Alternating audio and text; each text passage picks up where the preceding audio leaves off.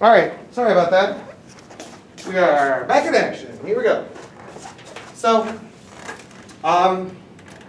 what's the initial velocity in the y direction? E sine theta. And then if you get to your max height, what's your velocity in the y direction? 0. And that's the thing that's important, right?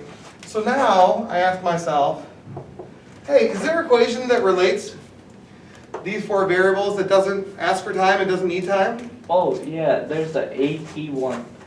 V squared is equal to V0 squared plus 2A delta x, but it's the, okay? So final velocity is 0. Initial velocity is V sine theta. 2, acceleration is negative g over 6. And this is your max height, which is what we're solving for. So for the one on Earth. So I'm going to subtract this from both sides. I end up with V sine theta. Sometimes they write this as the whole thing squared. Sometimes they write it as V squared sine squared theta. What do we have here? Oh, it's the whole thing here. Yeah. Is equal to 2 times negative g over 6 delta y. The negatives are going to go away. If I want to solve for delta y,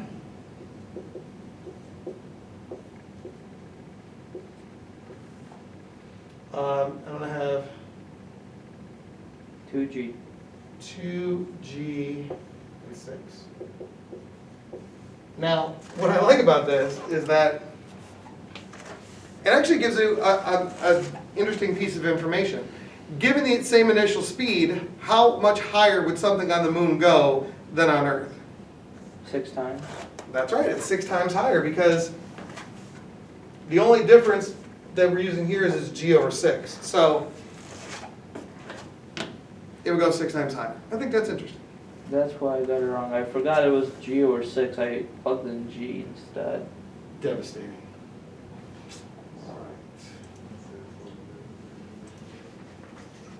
Oof, I like this one. All right, are you good with that? Parse, does this make more sense? Oh, yeah. An Earth satellite in circular orbit radius r has 2 period t. What is the period of an Earth satellite in circular orbit radius 4r? Boom! Okay, this is what we absolutely positively know how to do. If you are given an object that's 2 objects that are in orbit around one central body, what do we have to apply here?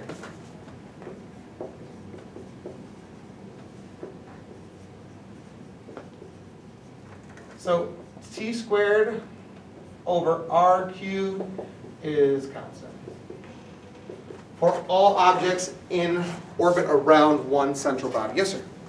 For Kepler's third law, that constant is only 1 for objects rotating around the sun. Yeah, if you use AUs and years.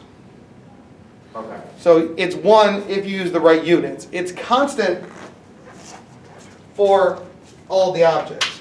Now, in a very specific way, okay, we can solve for that constant if we start with our general idea. So if we start with the idea that for any object in circular motion, the centripetal force is the gravitational force. This is the way we start this. So mv squared over r is equal to g, big M, little m, all over r squared. So the little m is the mass of the orbiting object. The r is the radius, center to center radius. Okay? We can see here that v squared is going to be equal to gm over r, because we got some magic stuff magically disappears.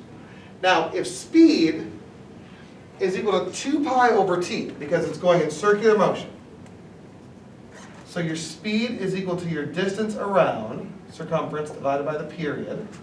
If I insert that in here and I square it, I end up with 4 pi squared r squared all over t squared is equal to gm all over r. And now, what you're going to notice here is I have an r squared here. What's r squared times r? It's r cubed, right? And so if I rearrange this, I end up with 4 pi squared over gm is equal to t squared over r cubed. So this is the actual way to solve for the constant if you needed it. So 4 and pi are constant, g is a constant, and m is the big M. It's the mass of the object that everything is revolving around. So if it says, what is the t squared over r cubed ratio constant for, let's say, things orbiting the sun, if you put in this in kilograms, it would give you this in seconds and this in meters. Is that cool? So that's just how, that's a way to solve for the constant. But the thing that's important over here is because it's a constant, I'm going to go t squared over r cubed for object 1. Oops.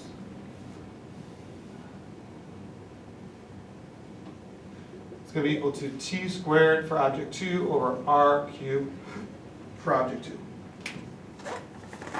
And it says that an Earth satellite in orbit radius r has period t. What is the period of an Earth satellite in radius? That's 4r.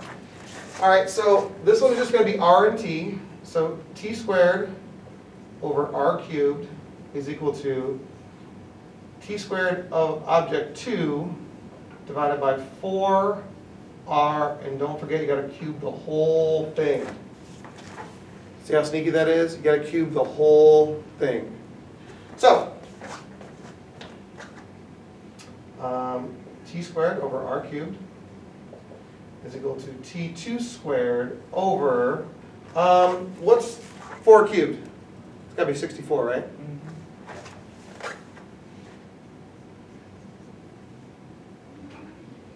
So the r's are going to go away. I'm going to end up with 64 t squared is equal to t2 squared, square root of both sides, and I end up with it 8 times the t of the original is equal to t2. So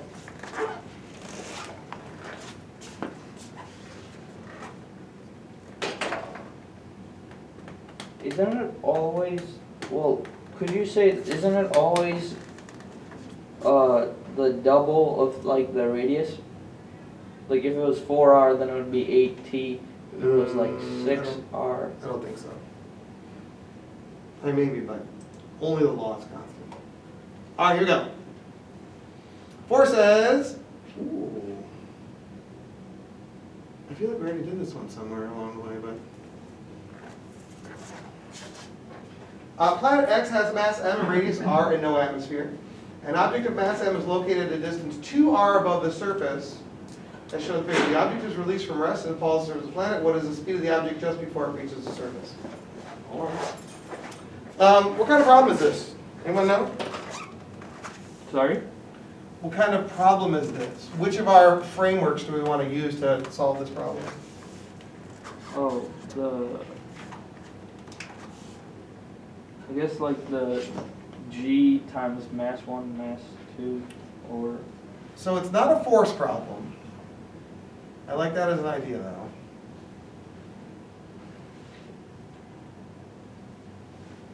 Gravitational acceleration, like small g. No, I like that too. So it's not an acceleration problem. That would actually be really challenging because the acceleration would change the whole way down. You'd have to then integrate over the distance, and no one wants that. Okay? This to me looks like an energy type problem. So they're asking for a speed, so if we had a kinetic energy idea. So I know that the energy initial has to be equal to the energy final. That means the u plus the k out here has to be equal to the u plus the k at the surface. Okay? How do I express gravitational potential energy? And well, it depends on negative g and It's negative gmm over r. Now, the initial condition, what does it say about the speed? How is it released? from rest. It's released from rest. So what's the initial kinetic energy then? 0. It's got to be 0. This is also negative gmm all over r plus 1/2 mv squared. Now, in this case, this r and this r, they're not the same thing. That's the distance from center to center. Okay? So what is the r in this first case then? 2r It's 3r, or 3r. because it's center to center distance. And then what is it here? 2r. It's just r. Luckily, the mass of the object magically disappears.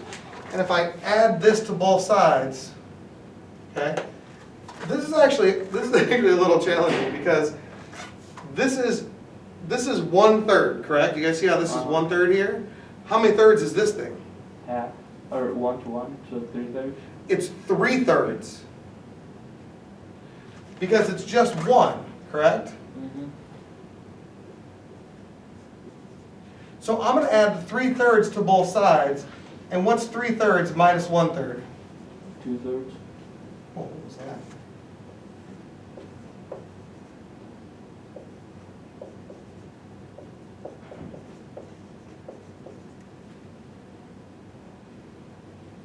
So I end up with 4/3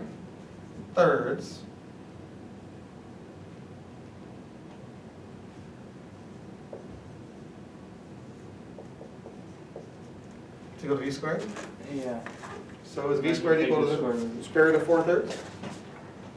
I don't know how they ended up getting 8/3. Yeah, that's right. Yeah. So, I guess I'm just a little confused as to like negative gravitational energy. Does that make it like vector quantity or is it still scalar? So, good question. It's a vector because it's directional. So your gravitational potential energy is going to be changing along a radius vector. But as you get farther from a planet, the GMM over R value goes down, but in a technical sense, because it's actually going down in negative, it's actually increasing. Okay. Okay? So the reason that it's negative here is because they have defined it that way so that out at infinity, it's 0, and as it comes in, the gravitational potential energy is decreasing because the kinetic energy is increasing. So because the radius is going down that way, we don't want the value going up also because the kinetic energy is increasing. So it has to be negative. Okay. Okay? So farther off the planet, you're decreasing your gravitational potential energy. Getting closer, you're increasing. That's the negative. Okay? Is that 4?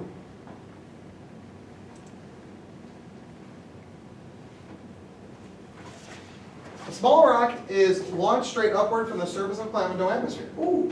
The initial speed of the rock is twice the escape speed of the rock from the planet. Oh, it's twice the escape speed. Got it. If the gravitational effects from other objects are negligible, the speed of the rock at a very great distance will be equal to. All right. Here we go. So this is another energy problem.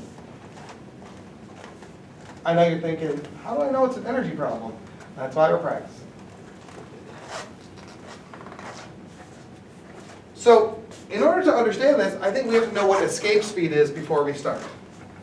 So let's flash back to what we think escape speed might be. Remember that if you have a planet and you're going to throw a ball up as hard as you can, and you want to throw it so that at infinity it stops. Okay? So when it gets to infinity, when the R value is equal to infinity, the V value is equal to 0. Right? Which means it slows down to infinity, which I love. We're going to compare then the energy out there to the energy here.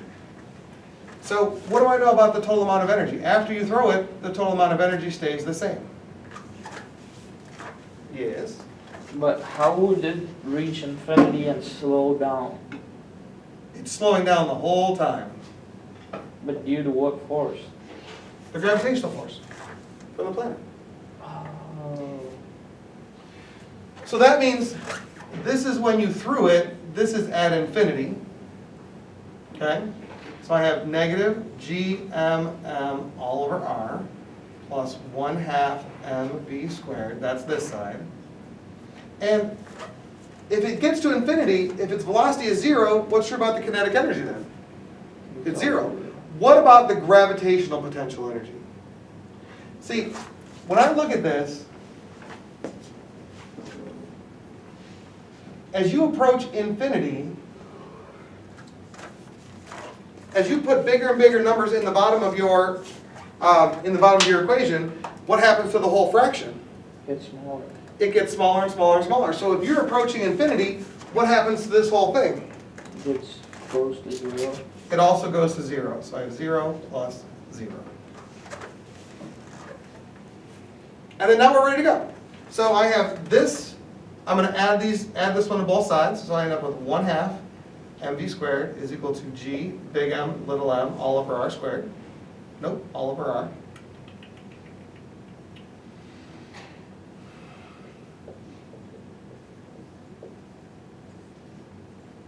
So the escape velocity is equal to the square root of 2gm all over r. Where if you throw it from the surface, your r value is the radius of the planet. Yeah? You might have already explained this before, but I haven't realized it, but like, at what point, because when we talk about like gravitational energy and stuff, you know, MGH said that like the higher, you know, within one planet or, you know, on a planet, the higher up you go, the more potential energy you have. But then that equation you just shows that the farther you get, the less energy you have. So I guess at what point does it go from like being farther away from the center of the Earth gives you more energy, and then you get less as you go too far? So that's why we have the negative. See, because as you make r bigger, the GMM over r part actually gets smaller, but it's a negative number. So a smaller negative number is actually A bigger. a bigger quantity. So you're always increasing as you go out, Mm-hmm. even though it's like weaker. Yes. Okay. I know, it's very confusing. Yes. So the actual correct answer for this question is... Well, we're not done yet. Oh, I thought you... No, we just had to figure out what escape velocity Oh. is. All right, now we're ready. A small rock is launched upward from a planet with no atmosphere. The initial speed is twice the escape speed. Okay. So now we're gonna look at our problem again, and it's launched up at 2 escape speed. Is that cool? This is again an energy type problem. So I know that my initial energy has to be equal to my final energy. Is that cool? Initial energy is going to be U plus K. Final energy also U plus K.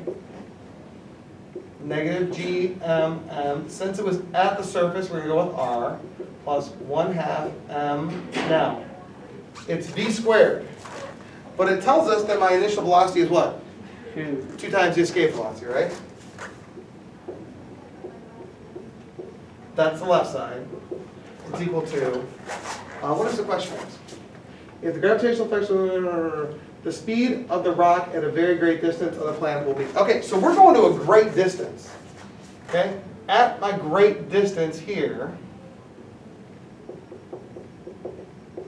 what do you know about your U value? 0.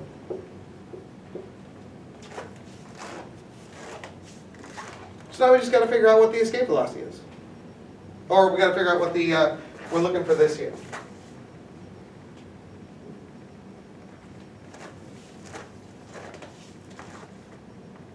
Is that cool? All right.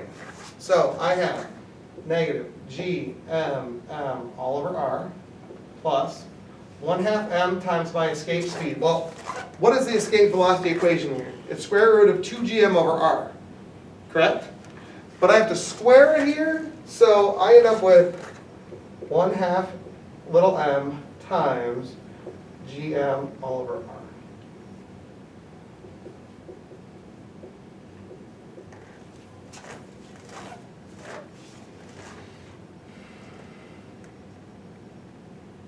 Now, it's a fraction again, which is super annoying. Oh, I forgot a 2. Sorry. That is the worst 2 in the history of 2s.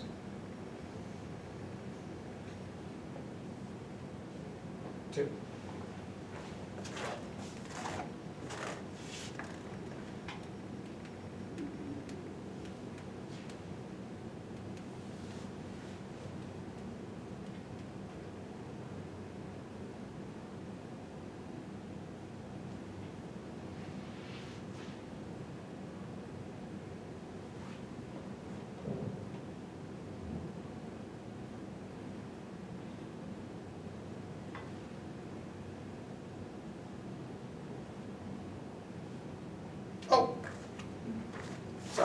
I made 2 errors.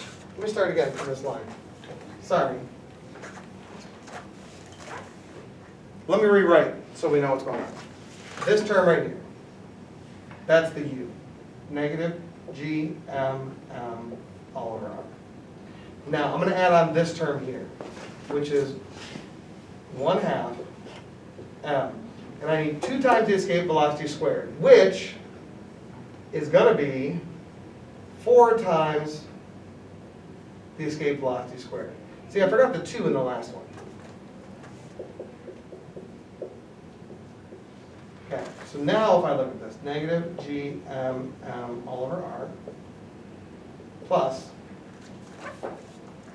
so this is going to be 1/2 of 4, which is 2. And then escape velocity squared, which is 2GM all over R.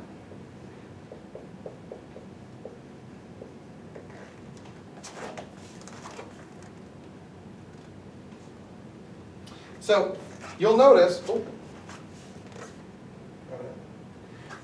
this is 4 GMM over R, and this is negative 1 GMM over R. So how many does that leave us with? 3?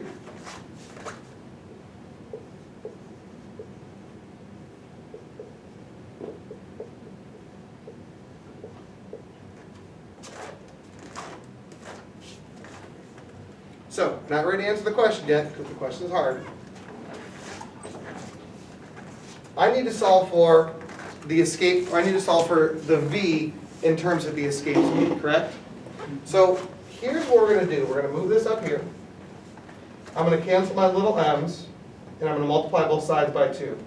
So I end up with 6GM all over R is equal to V squared.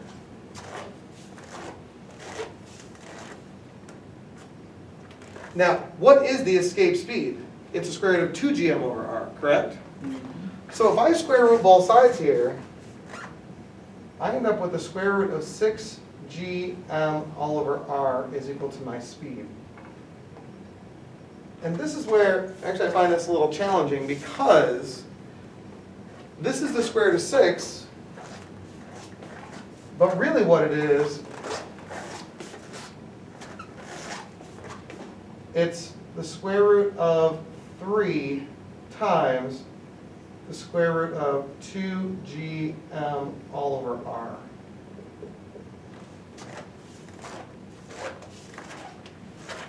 See what they did there?